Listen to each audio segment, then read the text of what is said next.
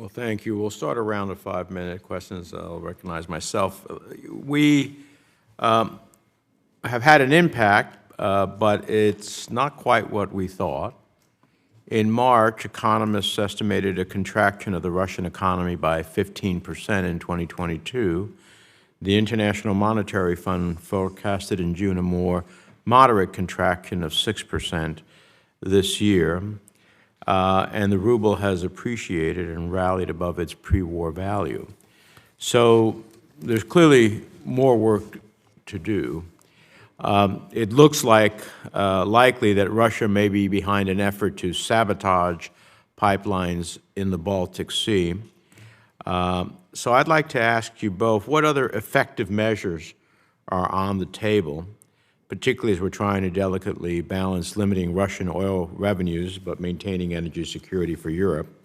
And on the price cap outlook, it's a creative approach, but it also requires a delicate balancing act that requires broad buy-in. We see some voices in Europe who seem to be dissenting, like in Hungary.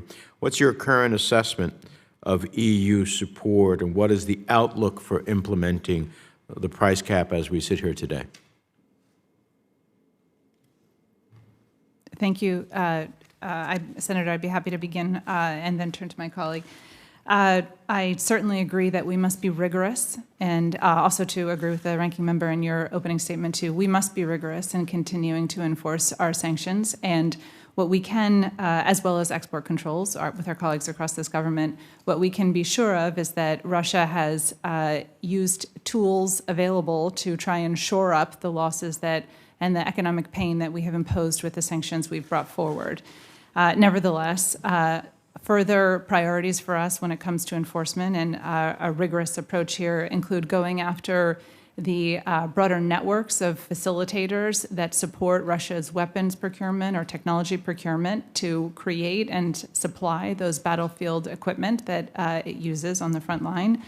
Furthermore, it is critical that we work with our allies in Europe and beyond to plug some of those gaps to match our sanctions one to another. For example, where we have taken a full blocking action and a partner jurisdiction has taken something, a measure that is not yet full blocking, that's an opportunity for us to continue to work with them, ensuring that they have the appropriate information and mechanism in order to match us there.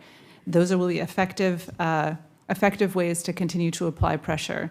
When it comes to the EU's support for the price cap, in the G7 ministerial statement, where G7 members plus the EU pledged their commitment to implement the price cap by policy as of several months from now, on December 5th, the EU came forward and made the commitment to do so, and we are working with them constantly, daily, to bring forward the regulations. In their case, it will be regulation. In ours, it will be through administrative action. The UK will use legislation, such that we're in the position to implement in the coming months. Do you think you're going to achieve that? That's my question.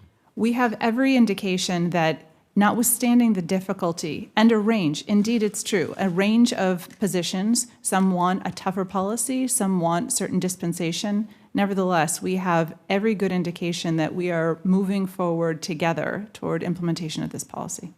Let me ask you, many of the sanctions that I call for in legislation in January have been implemented. However, some have not. Gazprom Bank, one of the larger state-owned banks, is subjected to more limited sanctions that predate the invasion. As we work to use sanctions as part of a comprehensive strategy, what in your mind would be the trigger for full blocking sanctions on Gazprom Bank? Thank you, Senator, for the question. Of course, you're familiar and have noted that we have taken sanctions, full blocking sanctions on a variety of Russian banks, including imposing financial restrictions on all of its 10 largest banks. One key to the price cap policy, which, as you know, seeks to continue to have Russian oil flow, but at lowered prices, at depressed prices, that requires the ability for purchasers to pay for that oil at depressed prices, which means that there must be some controlled channels in order to continue to pay for that. Nevertheless, I will say that we have, in the last several months, moved from scenarios where we imposed so-called less than blocking sanctions on a financial institution and then moved to a blocking sanction. So I cannot, in this context, forecast what sanctions the United States or the Treasury may bring forward, but I take note of your point, and we look for every opportunity as appropriate to impose these sanctions. Well, let me drive then the last question here because it follows on. Large banks and funds sanctioned by the United States have not been targeted by the EU, including SureBank, VTB, RDIF. Our allies have targeted a host of Duma members and Belarusian defense officials that we have not sanctioned. The U.S. has sanctioned subsidiaries of sanctioned entities, while our counterparts in Europe and the G7 have not necessarily. So what explains for these existing gaps, and how do we align our regimes more closely? Because we all know that the more comprehensive and multilateral sanctions are, the better off we are in its effect. Senator, to speak to this matter, it is a priority that we have complementary and consistent sanctions across jurisdictions, and that's something we discuss with colleagues. So you've noted some of the financial institutions that the EU has de-SWIFted but not imposed full blocking measures on, for example.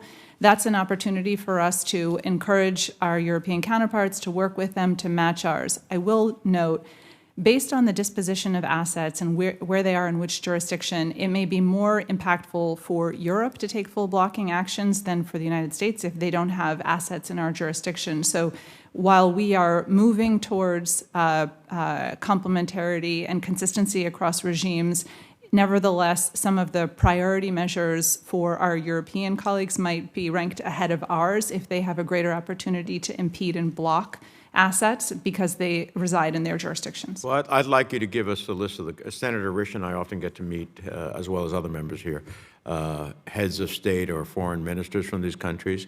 I'd like to get a list of who has not met it so that when we meet them, we can raise the questions.